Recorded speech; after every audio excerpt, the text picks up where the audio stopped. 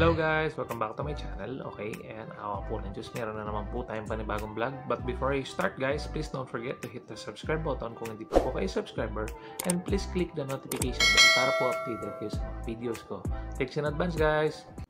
Hello guys! Welcome back to my channel. Ayan, meron na naman po tayong panibagong vlog. And ayan guys, hopefully dumating po yan na naka-bubble wrap.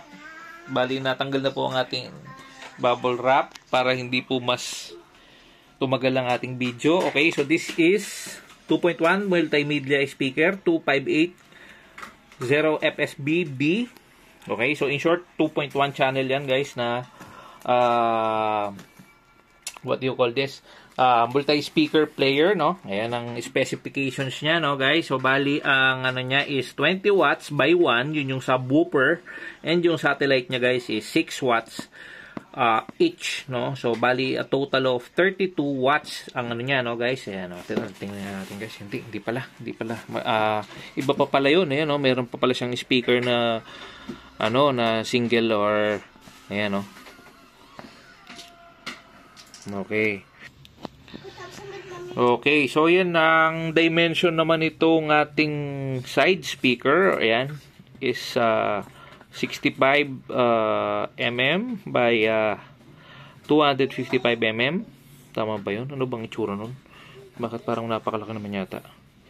Ay, hindi. So, ito yung, I think this is the subwoofer pala. Kaya pala SW siya. Ayan. So, meron siyang subwoofer.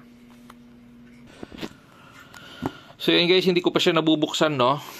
Ayan, ang, ano ba yung power output nito? Sandali, tingnan natin kung ano yung power. Ayan, power supply is 32 watts talaga siya. Ayan, 32 watts yung ano niya. And yung Bluetooth range niya guys is 10 meters without barrier. Basta walang ano yan, walang partition or wall. Then, Bluetooth version niya is 5.0 plus EDR. Input source is, ayan, meron siyang auxiliary, Bluetooth, USB, SD card, MMC, and FM. Unfortunately, wala po siyang AM. And, ano ba to? Okay, so yan, one subwoofer, one unit, and the satellite, yun po yung ating side speaker, I guess. And then yung user manual, meron na siya sigurado sa loob niyan, warranty card, audio cable, and remote control. Okay, so it's not, ano guys, usual for ITEL to, ano no, to make products like this kasi 'di ba ang ITEL is usually more on cellphone sila dahil yung mga keypad doon sila na uso na cellphone, and actually pati nga Android medyo ano na sila, active na sila sa paggawa ng Android phone, no. Ayan, so yan na natin guys, ayan, no? Nakasil pa yan guys, nakasil pa yan. Okay, nako, nakatape din pala. Dali, kailanganin ko ng blade natin.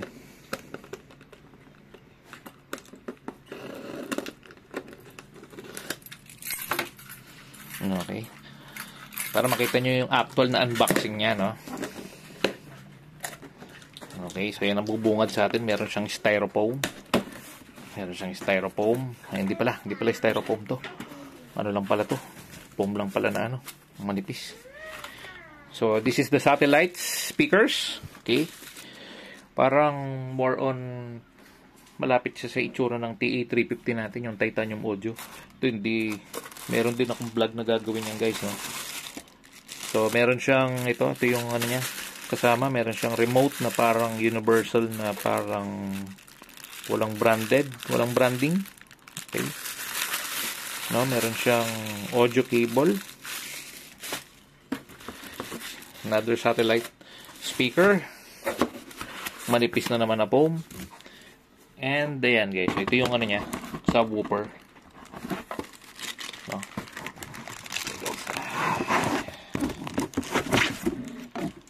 Okay, so ayan ang subwoofer niya, no? Then what do we have here? Ayan, wala na siya. Parang nandun yung mga warranty card. Okay.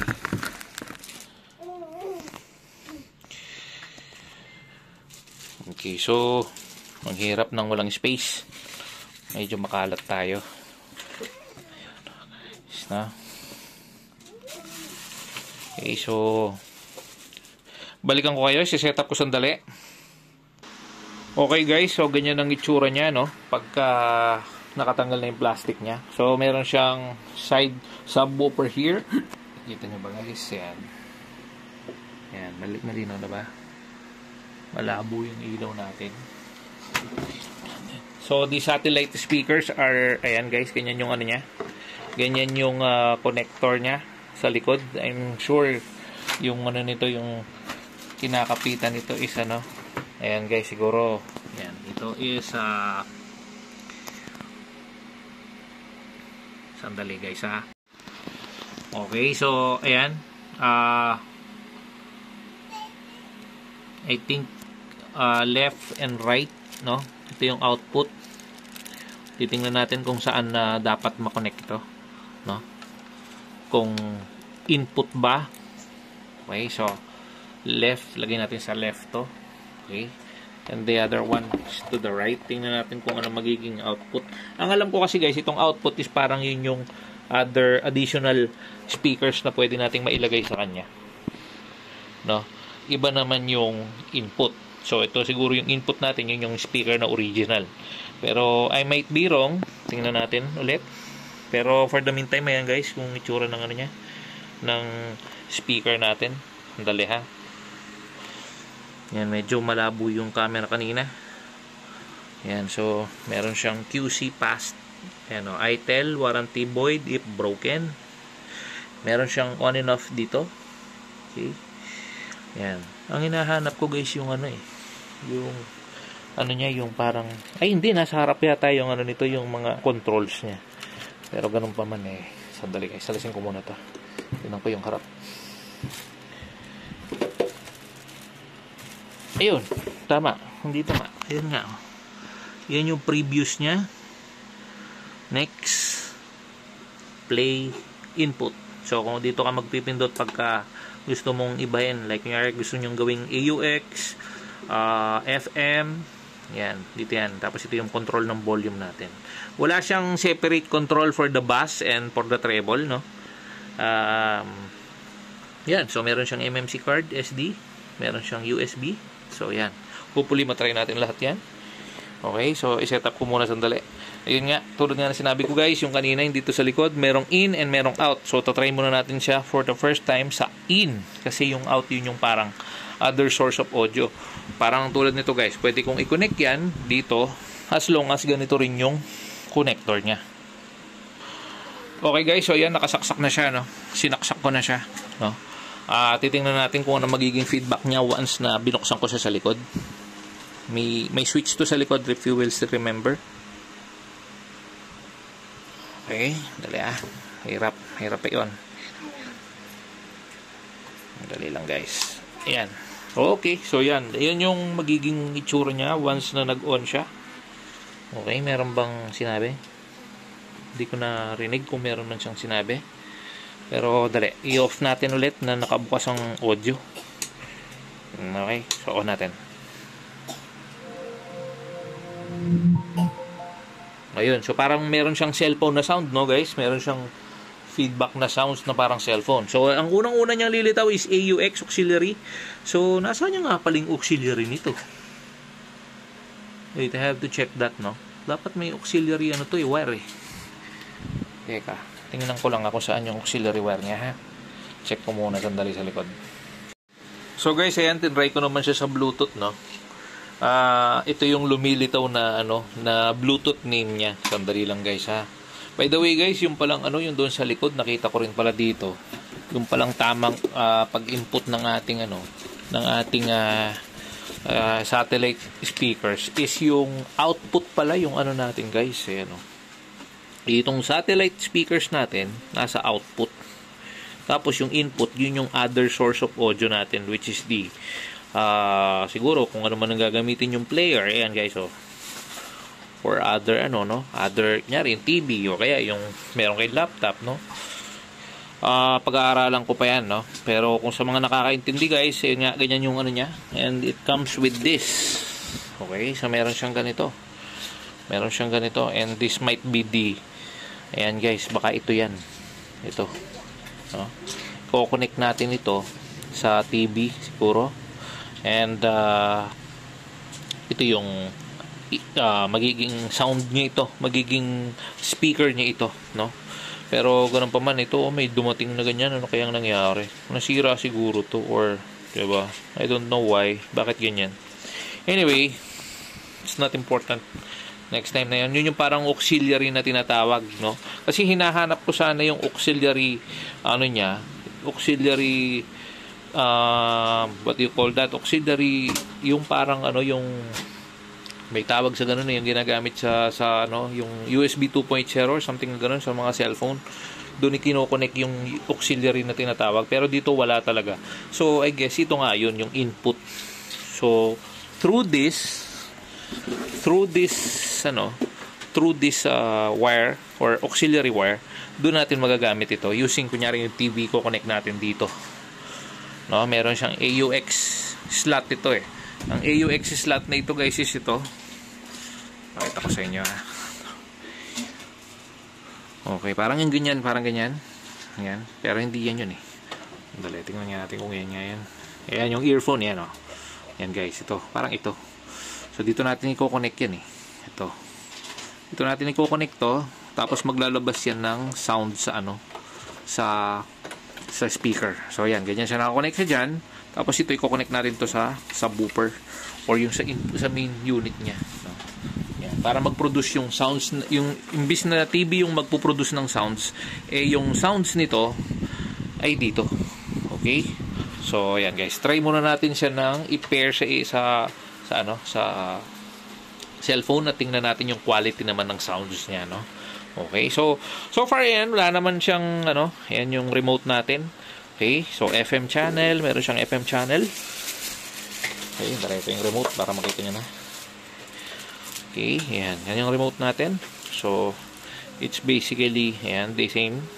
Kayo nang bahalang mag-pause kung gusto niyo wala man ng remote niyo, pero sana wag, para very convenient yung ginagamit yung ating guys, yung ating speaker, no? Alam ko yan naka-sealed pa yung battery nito, no? Let's try na rin, no? Tanggalin natin yung ng battery niya. Ito guys, ang ng sealed ng battery. Simulan natin siya. Okay, try natin pindutin yung through this. Try natin yung input. Okay, so input, sa may input nito. Okay, tingnan natin saan ba yung input niya. Wala siyang input. Okay, so it seems na parang walang pindutan yung input. Tingnan natin yung channel set kung ano mangyari. Okay, yun pala yun. Okay, so yun channel set yung niya, yun yung input niya guys. Okay, okay, okay, okay.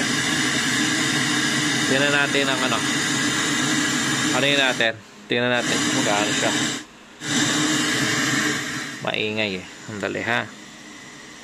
Tingnan natin kung paano natin mapalitan yung 99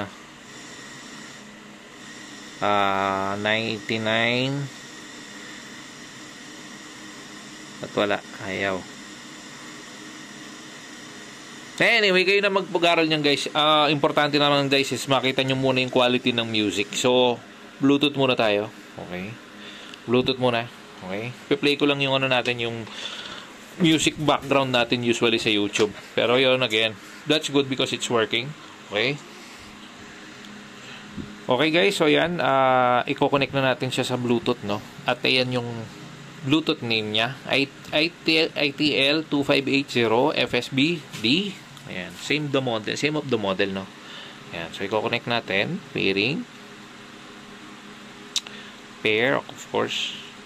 So tingnan natin, ayun, meron siyang point tut-tut na sounds, no? So ang ipi-play natin dito guys is yung walang copyright, no guys. Sandali ha. Okay, so this is my background music with guys, with my YouTube videos, no. So ayan, natin guys. Ayan, medyo malakas ang bass nito, no guys. Ayan. So todo natin guys.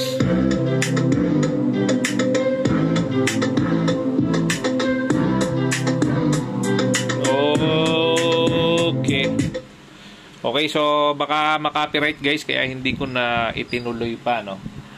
So, ayun, ang comment ko dito guys ay buong buo naman yung sounds, no? Wala akong masabi actually. Same nito guys yun, no? But that one, I got that for a much expensive price. Nasa 800 dito. However, this one is only 600 sale. 500 ko pa nga yata nakuha to. Pero this was only priced in Lazada for 700 pesos. So, mas panalo to guys. Pero mas presentable to. TA350. Okay? So, they are almost the same in watts, no? Yan. So, ayun. So, hindi tayo makakapag-play dito guys ng music na no, maganda kasi baka makopyright, no? Pero hindi bitin yung bass nito. Totoo ang sinasabi nito guys. So if you want a small speaker, okay, small speaker size like that na mura, kung bibili nyo to ng branded guys, like for example bibili kayo ng branded like Concert or Sony na ganitong unit, baka less than 2,000 ang mga ganito. Ay, not less than 2,000, yun ang palang price ng mga to. 2,000 plus pataas ang price nito. But this one is only priced at 500 pesos. Discounted yan sa Lazada nung sale na 10/10 this October 2024. So, ayan. Kaya, binili ko to for vlog purposes and yan. Hopefully soon guys, no, makayanan na nating magpag-giveaway kung medyo marami na tayong mga followers, no. Pero, for the meantime, ayan guys. So, kung meron po kayong balak bumili nito, I guarantee it's a good buy. May base. Oh, maano siya. Maganda yung ano niya. Hindi ko pa nakakalkal yan guys eh. Actually, meron pa sigurong ano yan. Meron pa sigurong mga settings yan sa, ayan oh, may EQ na tinatawag eh. No? Hindi ko pa siya nakakalkal. But definitely, hindi basag yung sounds at hindi cheap yung pinalalabas niya na sounds feedback. Okay, so yun guys, I think we're done. Yun na po ating vlog for today. Thanks for watching. Keep safe everyone. Thanks be to God. Bye for now. Bye.